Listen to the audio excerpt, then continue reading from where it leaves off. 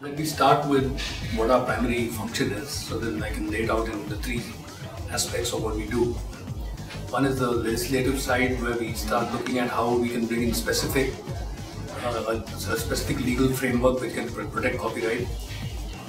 I'll then break that into some of the other activities. Then we have enforcement, which is basically looking at people who are, stealing our content and making a living out of it. Not just making a living, but actually redistributing it across the world.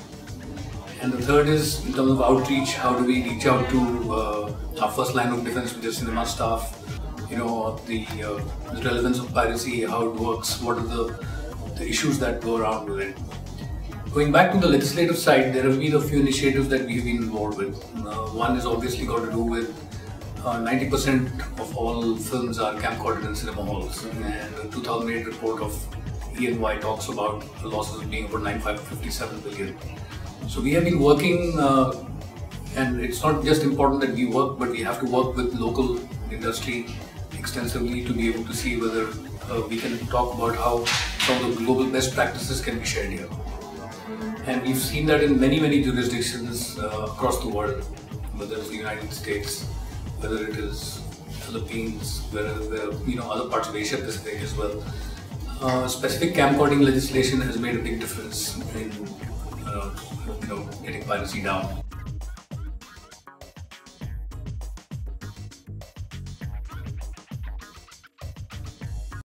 We have been kind of lobbying with the government to have provisions which can help us there.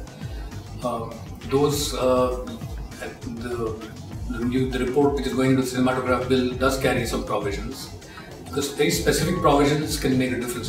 Generally our copyright laws tend to be very broad, but as we see the whole change around us, the specifics start coming out. The second aspect of the legislative thing would be on taxes, as you mentioned, and we're constantly working with them because this is one of the highest taxed industries. If you actually add all the taxes from the indirect taxes in terms of entertainment tax, which is a state subject, and then service tax, and then other taxes, we have been constantly working with the industry and the government to kind of rationalize those taxes, eliminate some of them if possible, and then hopefully roll them all into a GST. So we have been sending recommendations for that, and working with the industry in kind of supporting that initiative. And there have been a few successes where the temporary transfer, which on copyright, that service tax was eliminated. However, having said that, they have a service tax on the input side, so some of our studios who are producing films here get to face it on the production side, inflating their costs. The ideal situation would be that all of them get subsumed in the GST. Right now there are 3 levels of taxes. Even in there's obviously, like I mentioned, the service tax, then there's entertainment tax, and then there's a local body tax in many places. So what we are saying is that let everything get subsumed into one, because we can't then have other mechanisms to keep changing the prices.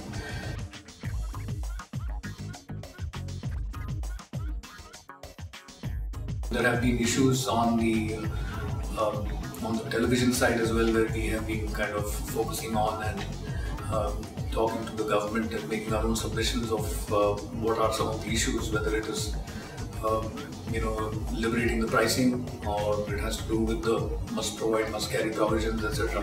So we work on multiple aspects of this, and including FDI, where we talk of free markets. And it was very heartening to see that the FDI for foreign investment in television broadcast also had gone up. Film had gone up a long time ago. So as we go along, we always look at issues which are much more generic, which have to do with how the government is going to be looking at regulating the entire media and entertainment sector, primarily focused on where our studios feel we should get involved based on that mandate on the legislative side. Sometimes there are also legal issues in terms of creative freedom of expression, etc. There have been cases like the case of the cigarette smoking, which Mahesh Bhatt. So we work with the film industry very closely in ensuring that we're upholding the rights of filmmakers. There are quite a few issues that keep coming up. We also have another initiative called the Los Angeles India Film Council, where for ease of shooting we have been lobbying and working with the government on how do we set up a simplified single window clearance. There are 70 clearances otherwise required before you can shoot a frame. Now that is not just good for foreign shoots, but that's also good for Indian shoots. So the process there again would be a report that comes out, which we had done along with ENY, which talks about how do you simplify, how do you incentivize, and then how do you promote. How do we leverage the power of tourism, film tourism, and how do we leverage the power of getting FDI into film shoots. And we've shared some examples. In all of these cases, we share some best examples across the world of how they've done it. If you look at the case of Canada, it's very advanced. They've managed to bring in almost $2.8 billion in FDI. So, you have some great examples to look at. Even in several regimes closer, Thailand gets more film productions going in there than we have been able to do it. Yeah. And considering that we have some of the best destinations here, some of the best camera crews here, some of the best talent who can actually do a lot of the work here itself, we feel that if we simplify it and we incentivize it, then India could become a very important destination for film as well. So the LA IFC concept basically is to promote a cross-pollination of thought, technology, co-productions between Los Angeles and India, and how we can enlarge that. So there have been several initiatives on the legislative side which we have been kind of pushing the envelope with, and on the enforcement side, obviously, things are changing very drastically. We are no longer chasing the streets and the hard goods. It's all moved online. It's all done under camcording. So there again, we have been able to eliminate a couple of release groups, significant release groups, who have been copying a lot of our films.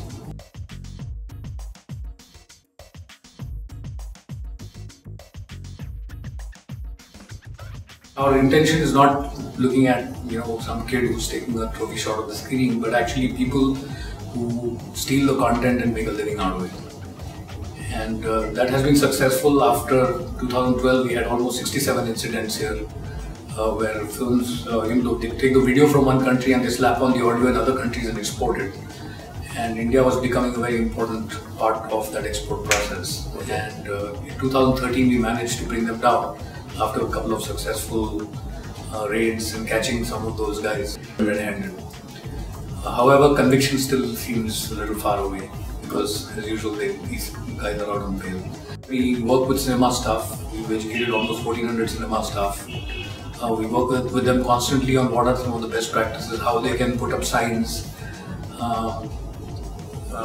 Last weekend I went to see a film, and at Cinemax I saw earlier they had these various funny signs in the gents' restroom, and this time I saw it was all about piracy is an offence, and you see slides coming up before. Okay. Now, all this has been part of the process of working with cinema staff and cinema owners to be able to get them apprised of the problem of camcording specifically.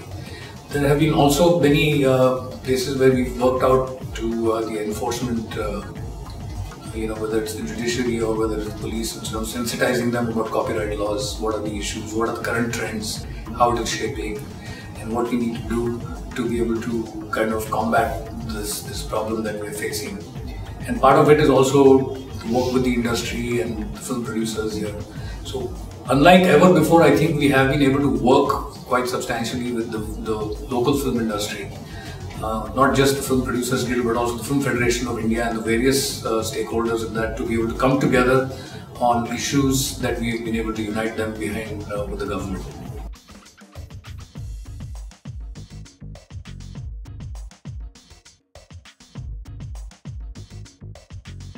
See, one of the bright spots in our fight against piracy has been the Andhra Pradesh Film Chamber. I think it's been a fantastic chamber, very proactive, very sensitive to the changing trends. They have an in-house team which also does the mapping of sites, going through them, and they are very proactive in the fight against piracy. And we found a great ally in them to be able to work with them and to be able to come up with various ways of reaching out to people to educate them about the this issue. And considering that we have so many mobile phones, I think one of the manifestos that it talks of 95 crore mobile phones.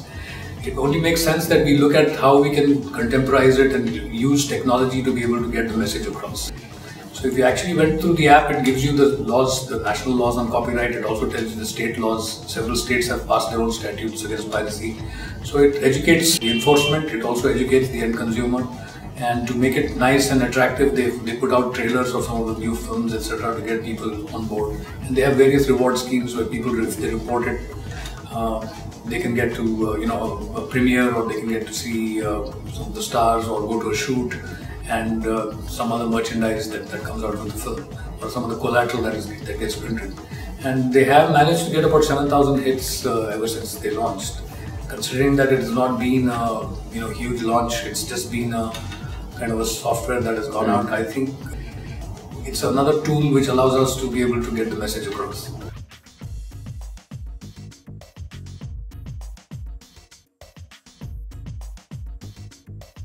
I think one of the best things that is happening has been this whole digitization process, because I think what's happening is that there's a clear and firm and decisive move by the government to get to know who the subscribers are and where they are. But it's not been an easy process. While we have completed the first two phases and third and fourth are rolling out, there have been issues of set-top boxes getting seeded and everything else. But over a period of time, what we have found is that the broadcast industry has some of the problems that you just mentioned, which is with cable piracy. It's not new. In the analog world, it used to happen. It used to happen for many years ago, and it continues to happen.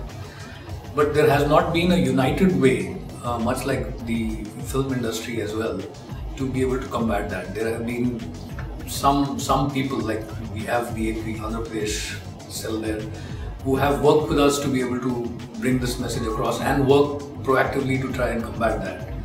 But I think now the broadcasters are now beginning to see that there has to be a way around this. There has to be, and as I think the digital boxes get seeded and subscription revenues start coming in, I think the focus will also be looking at the leak market.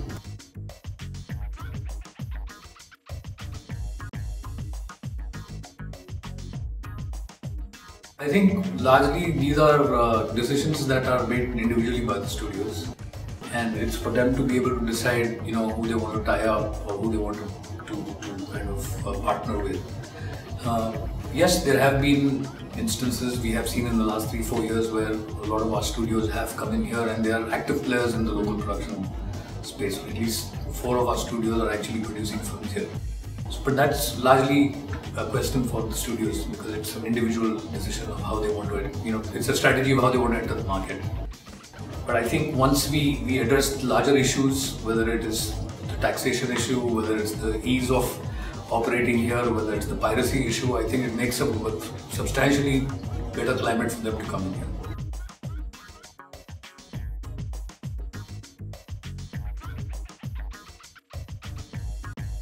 Well, I think it's not just one issue there is a combination of issues. One is the laws are very generic, while they may have served their purpose, but increasingly we find that when you bring in specific laws to address specific issues, you get better results. Now, for example, when we are talking of the copyright amendments, we talk of technological protection measures. One is access control and copy control, and banning of hackers' tools.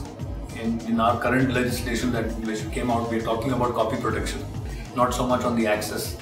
So as technology is changing, and don't forget that it took almost 10 years to pass that particular bill. So legislation is always going to be a long-winded process. And what we have to do is to ensure that when we are talking to the government, show them some of the other jurisdictions, how they have handled these issues, what have been some of the best practices, how it has made a difference in those markets by following specific laws. So which we do all the time when we are making recommendations in the lawmaking process itself. The second aspect of it is in terms of enforcement. Yes, in terms of the police force is definitely an overburdened force. We all recognize that, and copyright is one of the lower priorities compared to some of the other problems that they face. But we have seen that wherever we have gone and sensitized the police or worked with the police, we've got substantial cooperation and substantial results. They have been most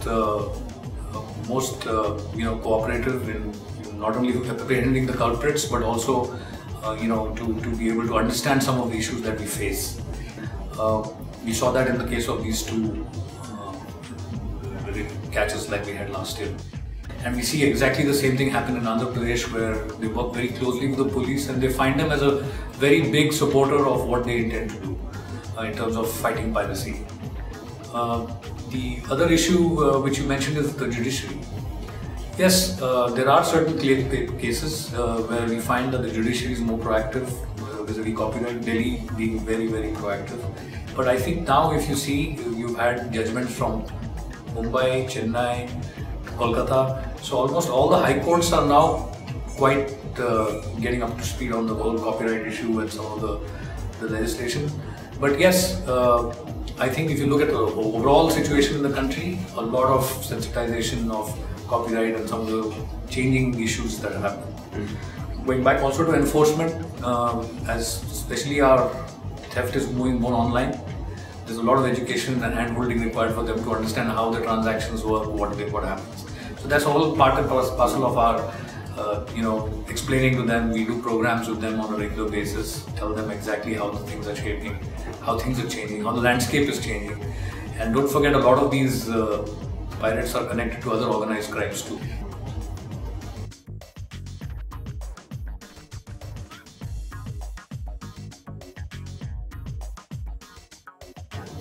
I don't think there could be a total bulletproof situation against this.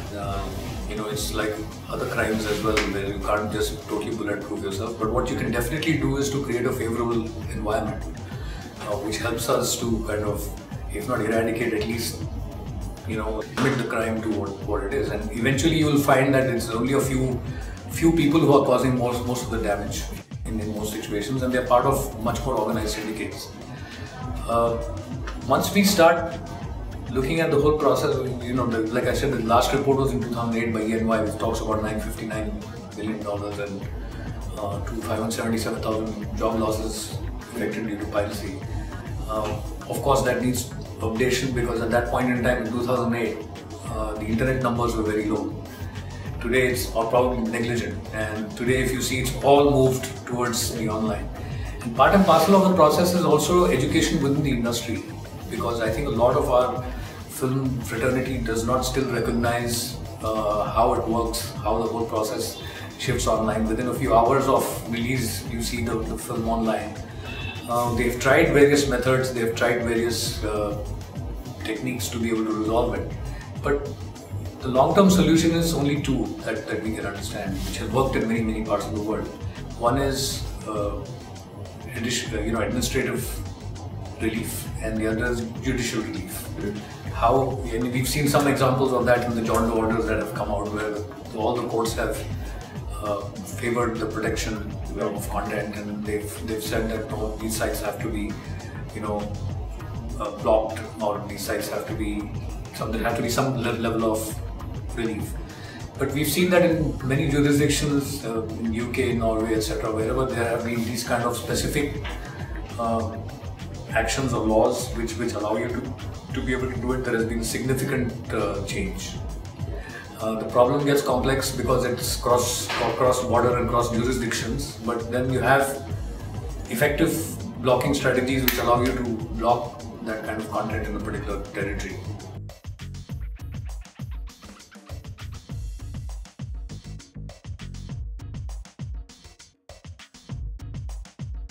What we are currently talking about are rogue sites, which are primarily designed to steal the content and and make money out of it. They make money through advertising and sometimes subscriptions.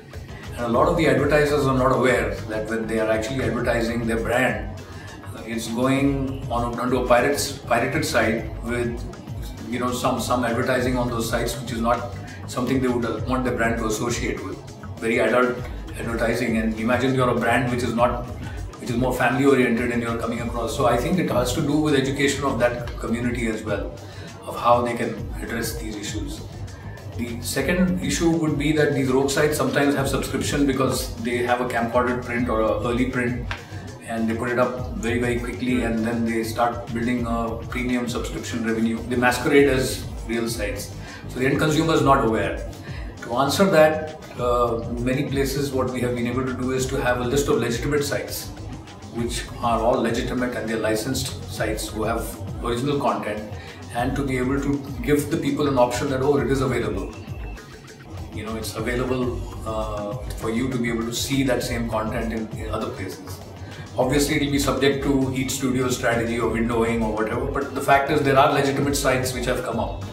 So the whole process is, where do you go and watch? It's not just these sites. So it's a long process. It's a continuous process of evolution. Most of these, what we call UGCs or user-generated content sites have brought in a lot of mechanisms to be able to deal with, you know, piracy and other issues. But still, it's not been enough. You know, a lot of them have their filters, a lot of them have their mechanisms, etc. And they are trying to work with the industry to kind of see how this can work. But in many cases, we find that without the permission of the user, any site which puts up that information is not something which we are comfortable about. So eventually, I think it's going to, as more and more filters come in and more content monetization happens and more legitimate sites start going through, that whole process is going to change. Not too long ago, you know, you would see VCDs and DVDs all over the place, and then you slowly saw that the legitimate shops came up, and then people said that, okay, and then you had the rental shops starting to get legitimate as well. So I think it's a process. It's always going to be a process, except that in the physical world, it was there for everyone to see. On the online world, a lot of people are not being able to discern between the real sites.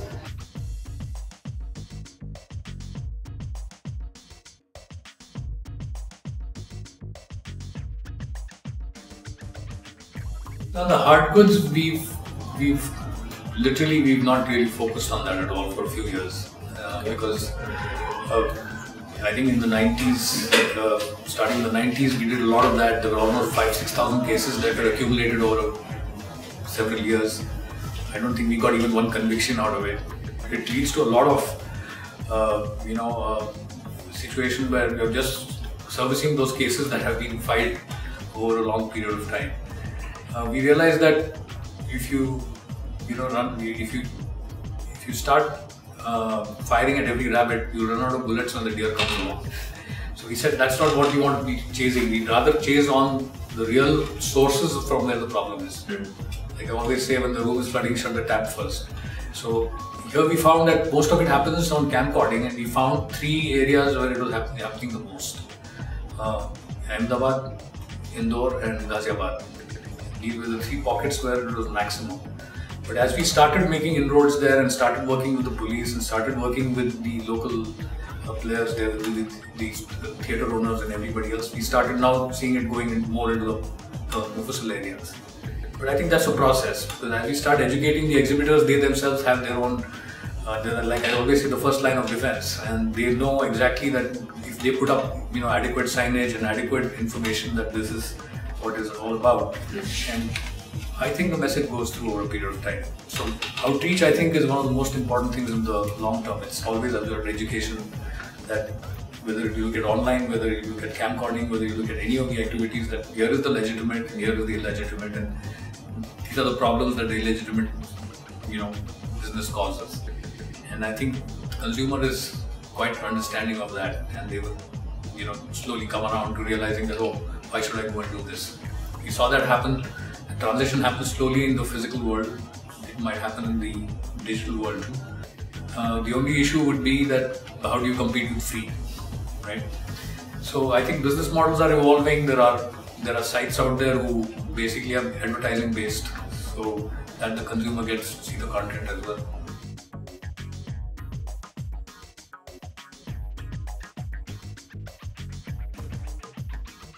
If you see, the consumption of movies is not gone now. The way the consumer is watching the content is changing. And I think technology is allowing us to be able to give them legitimate content. If you see, you know, for example, if you have a Apple TV, you have the iTunes there, which are sitting almost like apps. You just go and click on it. You can rent or sell or buy the content.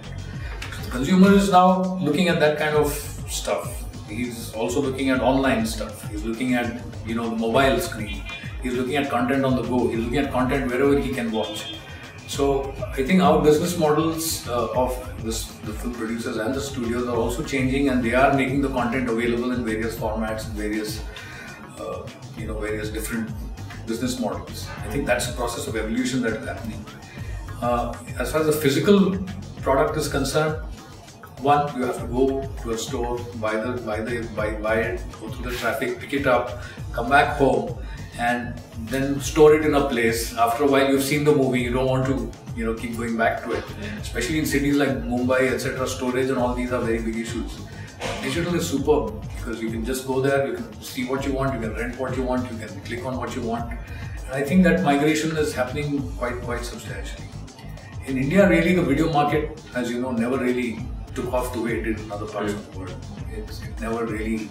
By the time we had a VCD base, we were always going about DVD and then Blu-ray, and by which time we never had enough of a player park. And when you had the player park, then the low pricing of the software did not really penetrate as much as the whole model thought it would be.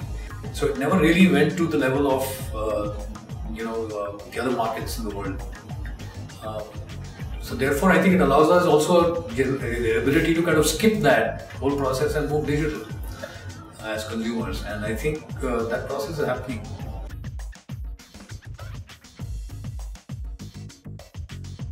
See, in frames, this year we launched the Deloitte, with Deloitte we launched economic contribution of the motion picture business. Many a time we sit in this business and we forget to see how much are we contributing, are we an important enough player in this particular space, and we recognize that the media and entertainment sector contributes substantially, almost 50,000 crores of economic contribution, and generates almost 1.8 million jobs. Now, it was very important that the whole industry, the film industry, got together and discussed this report and treated this report as one of the things that when we talk to government, they recognize the potential that this sector has. And I think given the right inputs, it has the ability to become a bigger employer of people and to be able to grow much faster than it has. It's been still growing at 12%, and that's almost 2.5 times our GDP growth rate. So it's a terrific sector, and I think if you're giving it the right impetus and the right inputs, it could become a very important sector for us. It already is, but it could be the next NASCOM software kind of business, because one, Indian movies are unique. They travel to almost 60 odd countries today. Our television content also travels to our diaspora and other places. So we have a very strong domestic and a growing international presence. And this was a report that actually sat down and talked about what the contribution is of the economy, to the economy of the media and entertainment sectors. And for a moment it was very interesting because we had a few broadcasters and film folks on the same panel, and we had an economist, chief economist from the Birla Group, and we were able to see how important it is vis-a-vis other sectors, not just looking, just narrow-minded about our own selves. So it was not really a self-congratulation, but I think it was more an idea to say that can we come together and see that this is what this industry is, and if we were actually worked unitedly and combated some of the other issues like piracy and other issues and got the right set of inputs, this could be a very important sector for generating jobs and also contribution to the economy. So that's been one of our first initiatives. During the year, we will continue with our, like we said, that we had the whole idea of simplifying with a single window. Now the government has put that in place. Now we are thinking of how do we take it to the next level in terms of incentivizing and then promoting India as the destination to go for. So that will be on the LAIFC side. So during the year, there will be at least 4 or 5 strategic thrusts that we are going to be looking at, and to see how we can largely work with the industry to be able to get to what we think the industry really, get to its potential.